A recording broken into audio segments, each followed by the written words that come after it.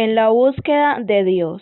Como el ciervo brama por las corrientes de las aguas, así clama por ti, oh Dios, el alma mía. Capítulo 4. Aprehender a Dios. Prueben y vean. Salmo 34, versículo 8.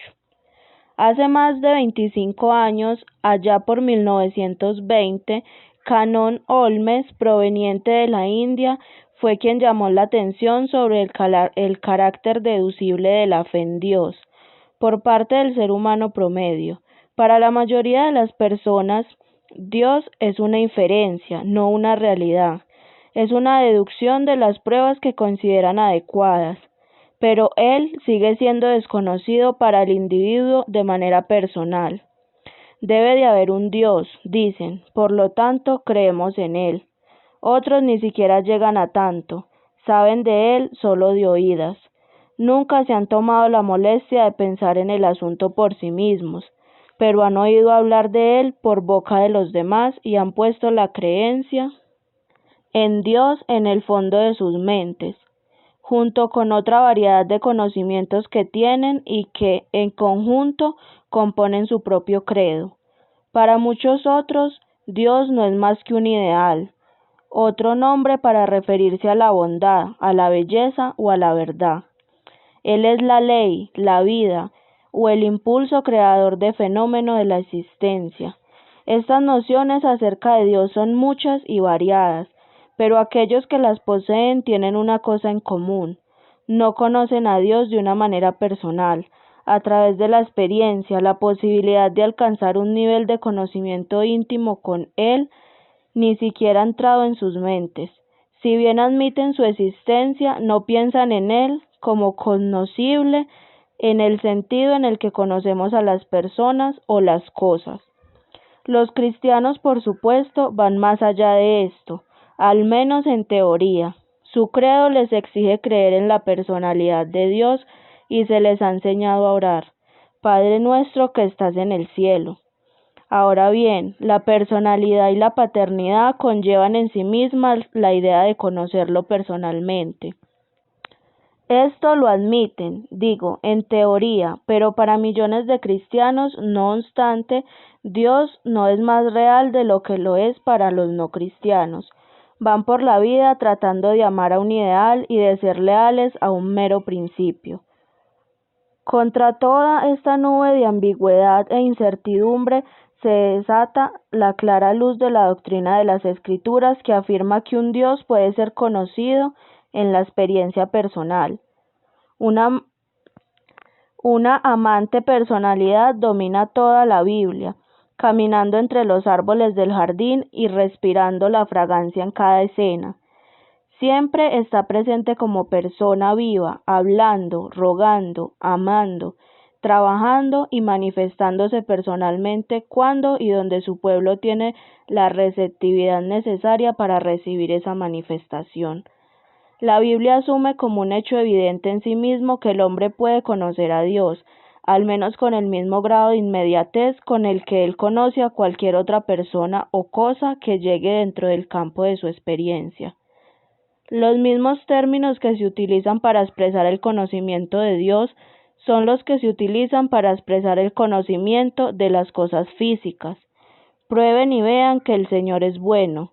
Aroma de mirra, aloe y canela exhalan todas tus vestiduras.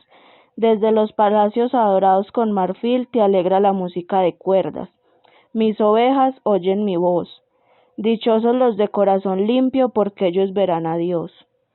Estos son solo 4 de esos innumerables pasajes de la palabra de Dios. Pero más importante que cualquier texto que citemos como prueba es el hecho de que todas las Escrituras conducen a esta creencia. ¿Qué otra cosa puede significar todo esto, sino que en nuestro corazón tenemos órganos con los cuales podemos conocer a Dios tan ciertamente como conocemos las cosas materiales a través de nuestros 5 sentidos? Aprehendemos el mundo físico mediante el ejército de las facultades que nos han sido dadas con tal propósito. Poseemos facultades espirituales mediante las cuales podemos conocer a Dios y al mundo espiritual sin obedecernos el impulso del Espíritu y comenzamos a utilizarlas. Se da por sentado aquí en el primer lugar debe realizarse una obra redentora en el corazón. Las facultades espirituales del hombre no regenerado se encuentran adormecidas en su naturaleza, sin uso y muertas a cada propósito. Este es el castigo que ha caído sobre nosotros por el pecado, pero pueden ser reanimadas y vueltas a la vida activa de nuevo por medio de la obra del Espíritu Santo en la regeneración. Este es uno de los beneficios inconmensurables que hemos recibido a través de la obra expiatoria de Cristo en la cruz. Pero, ¿por qué los mismos hijos redimidos de Dios saben tan poco de esa consciente y habitual comunión con Él que las Escrituras parecen ofrecer? La respuesta es, debido a nuestra incredulidad crónica, la fe es lo que hace que comience a funcionar nuestro sentido espiritual. Cuando la fe es defectuosa, el resultado será la insensibilidad interior y el entumecimiento hacia las cosas espirituales. Esta es la condición de un gran número de cristianos hoy en día. No se necesita ninguna prueba para apoyar esta afirmación. No tenemos más que conservar con el primer cristiano con quien nos encontremos o entrar a la primera iglesia que encontremos abierta para adquirir todas las pruebas que necesitamos. Hay todo un mundo espiritual que nos rodea y que nos abraza, y todo está al alcance de nuestro ser interior, esperando que lo reconozcamos. Dios mismo está allí a la espera de que respondamos a su presencia. Ese mundo eterno se nos hará evidente y sustancial en el mismo momento en que reconozcamos su realidad. Acabo de emplear dos palabras que requieren una definición. Si esa definición es imposible de dar, al menos intentaré clarificar lo que quiere decir con ellas. Son reconocer y realidad. ¿Qué quiero decir con realidad? Me refiero a aquello que tiene su existencia independiente de cualquier idea que se pueda tener de ello, y por lo tanto existirá aun si no hubiera ninguna mente que lo pensara. Lo que es real en sí mismo no depende de que alguien observe su validez. Soy consciente de que hay personas que les gusta burlarse de la idea corriente que el hombre tiene de la realidad. Son los idealistas que intentan hilar un sinfín de pruebas de que nada es real fuera de la mente. Son los relativistas a quienes les gusta mostrar que no hay puntos fijos en el universo, partir del cual se pueda medir algo. Sonríen al mirarnos desde sus elevadas cimas intelectuales y acuerdan, para su propia satisfacción, calificarnos con el despectivo de absolutistas. Pero el cristiano no pierde la serenidad por esta muestra de desprecio.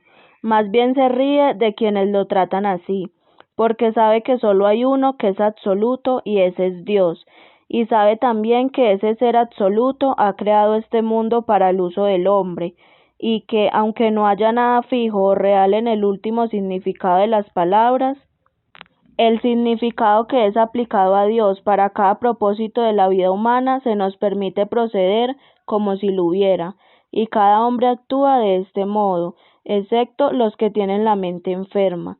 Estos desafortunados también tienen problemas con la realidad, pero son tercos, insisten en vivir de acuerdo con sus ideas de las cosas. Son honestos y en su misma honestidad la que los constituye un problema social. Los idealistas y los relativistas no están mentalmente enfermos, demuestran su buen juicio al vivir sus vidas de acuerdo con las mismas nociones de la realidad que en teoría repudian, midiendo a partir de los mismos puntos fijos que aseveran que no existen. Podrían ganar mucho más respeto por sus ideales si estuviesen dispuestos a vivir por ellos, pero no tienen el cuidado de hacerlo. Sus ideas son profundamente razonadas y no profundamente vividas. Cada vez que algo afecta su vida, repudian sus propias teorías y viven igual que los demás hombres. El cristiano es demasiado sincero como para jugar con las ideas de su propio bien. No le complace tejer telas solo para darse el placer de exhibirlas. Todas sus creencias son prácticas y están enlazadas en su vida. Por ellas vive o muere, se mantiene en pie o cae en este mundo y por todos los tiempos por venir. Prefiere alejarse del hombre que no es sincero. El hombre sencillo y honesto sabe que el mundo es real. Lo descubre aquí cuando despierta la razón y sabe que él no lo pensó para traerlo a la existencia.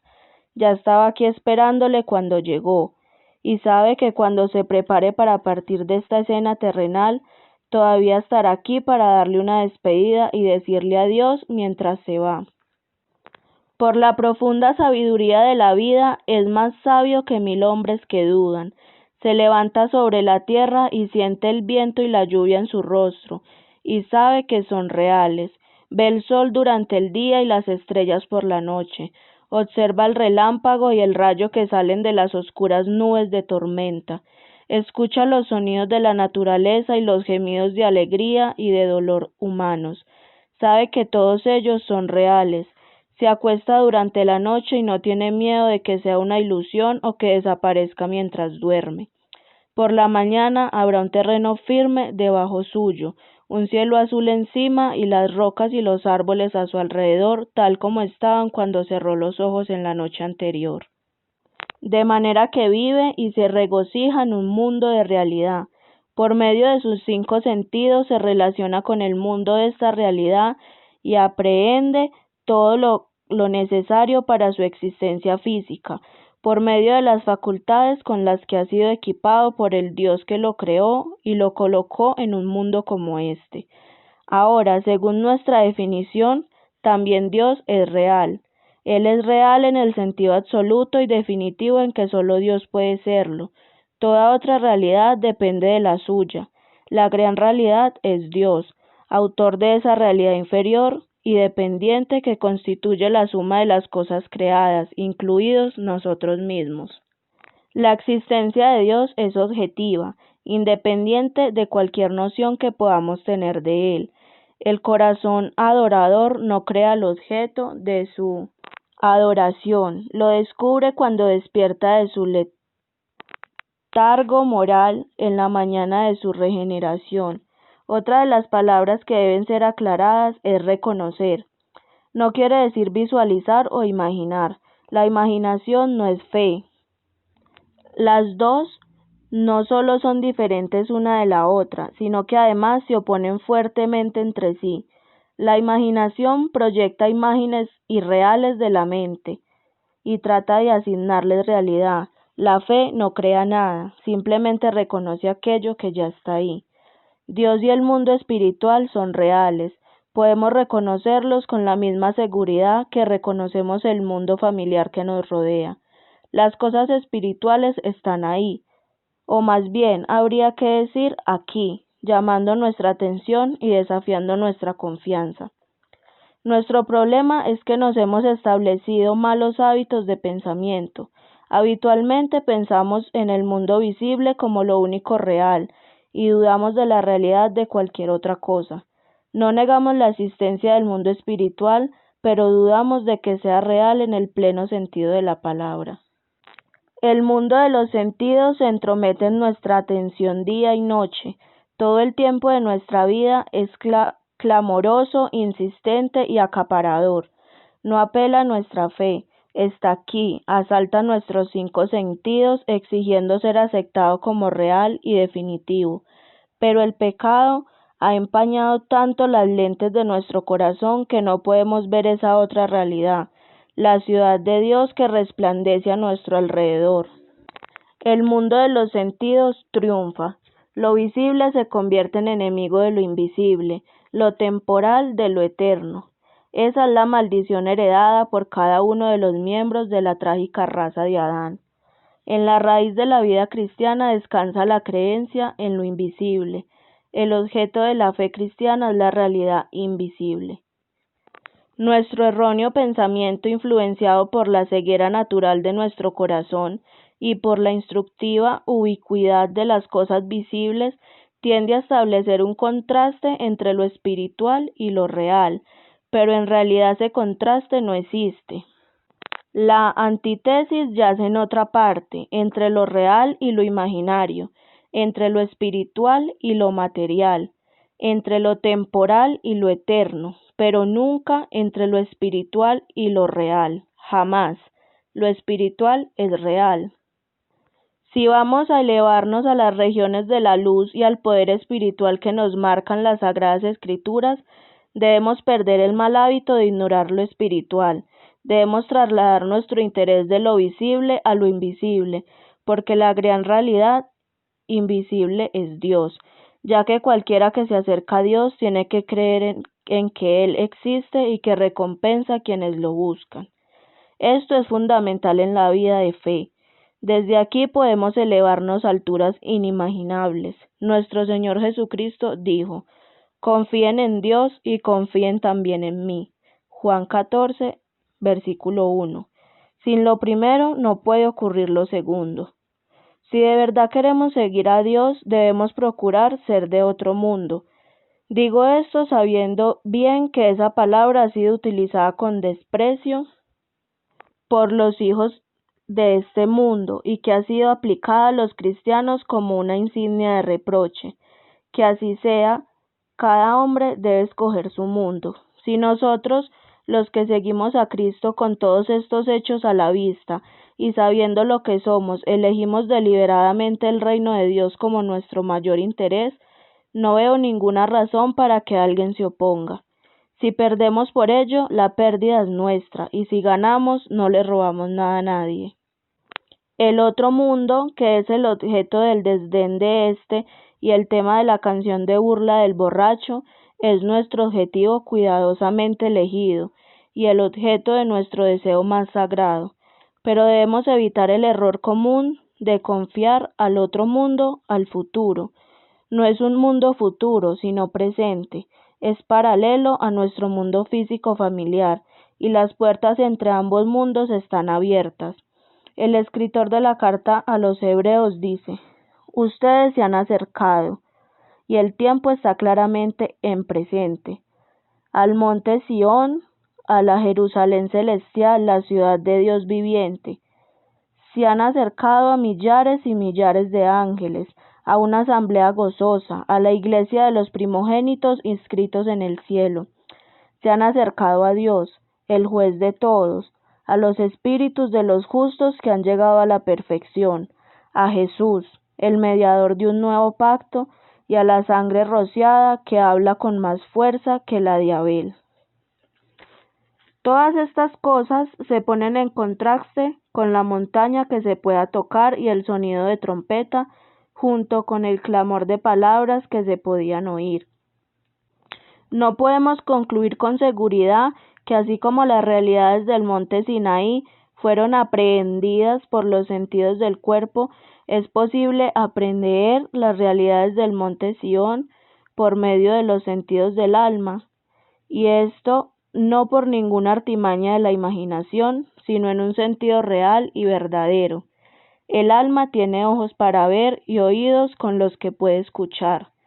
Puede estar débiles por el largo desuso, pero con el toque vivificante de Cristo pueden ser recuperados y capaces de poseer la visión más aguda y el oído más sensible. A medida que comencemos a enfocarnos en Dios, las cosas del Espíritu irán tomando forma ante nuestros ojos espirituales. La obediencia a la palabra de Cristo traerá una revelación interior de la Trinidad. Nos dará una percepción aguda que nos permitirá ver al mismo Dios como Él les ha prometido a los limpios de corazón. Una nueva conciencia divina se apoderará de nosotros y comenzaremos a probar, a oír y a sentir interiormente que Dios, Él es el todo de nuestra vida.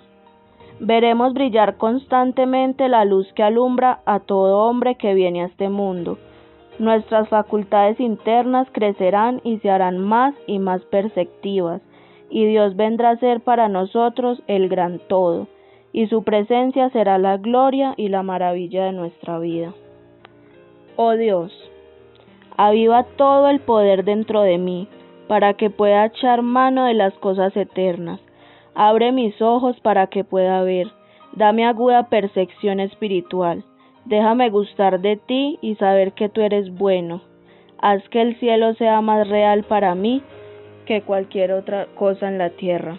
En el nombre de Cristo Jesús. Amén y amén.